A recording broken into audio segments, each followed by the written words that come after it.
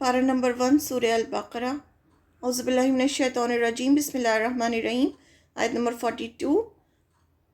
ولا اور نہ تلبسو تم ملاؤ الحق حق کو بالباطلی باطل کے ساتھ، جھوٹ کے ساتھ، وتکتمو اور نہ تم چھپاؤ الحق حق کو، وانتم حالانکہ تم تعلمون تم علم رکھتے ہو۔ کیا کر رہے تھے؟ یہ حق کو باطل کے ساتھ ملا رہے تھے، حق یعنی سچ کو جھوٹ کے ساتھ ملا رہے تھے، اور اللہ تعالیٰ فرماتے ہیں کہ نہ تم چھپاؤ حق کو چھپاؤ مت جبکہ تم جانتے ہو۔ یہ کیوں کہا گیا؟ حق کے ساتھ باطل کو نہ ملاؤ اور جانتے بوجھتے حق کو چھپانے کی کوشش نہ کرو، یعنی تم جانتے ہو اس چیز کو۔ And mix not truth with falsehood nor conceal the truth۔ کیا چھپا رہے تھے یہ؟ That is Muhammad peace be upon him is messenger، Allah's messenger، and his qualities are written in your scriptures the Torah and the Injil while you know the truth۔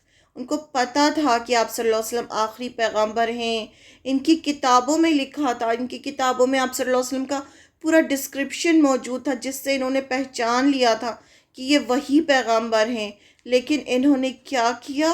کہا کہ یہ تو تم عربوں کے لیے آئے ہیں، یہ وہ پیغمبر نہیں ہیں۔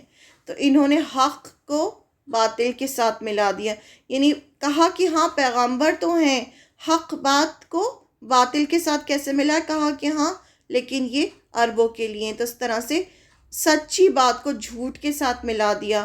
اور اللہ تعالیٰ فرماتے ہیں کہ حالانکہ تم جانتے ہو، یعنی تم تو پہچان گئے تھے ان کو کہ یہ وہی پیغمبر ہیں، تو حق کو باطل کے ساتھ نہ ملاؤ، حق کے ساتھ جھوٹ نہ ملاؤ، اور تم حق کو چھپاتے ہو، یہ مت چھپاؤ کہ آپ صلی اللہ علیہ وسلم ہی وہی آخری پیغمبر ہیں، جبکہ ان کی ساری کوالٹیز تمہاری کتابوں میں لکھی ہیں، تم انہیں پہچان بھی گئے ہو، تم سچ جانتے ہو، تم عقل رکھتے ہو، پھر سچی بات حق کو کیوں چھپاتے ہو؟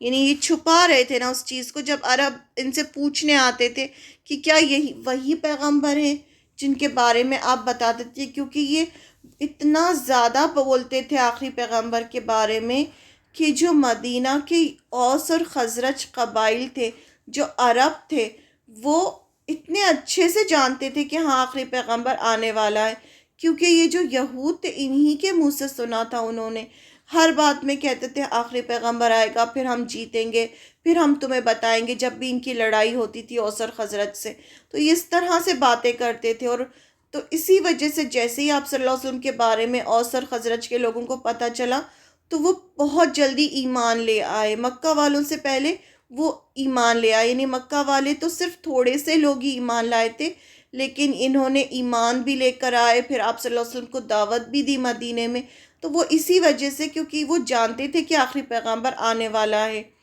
لیکن ان سے جب پوچھا گیا کہ کیا یہ وہی پیغمبر ہیں، تو کہنے لگے ہاں پیغمبر تو ہیں لیکن عربوں کے لیے ہیں، یہ وہ پیغمبر نہیں جن کا ہم انتظار کر رہے تھے۔ تو اس طرح سے انہوں نے سچی بات کو جھوٹ سے ملا دیا۔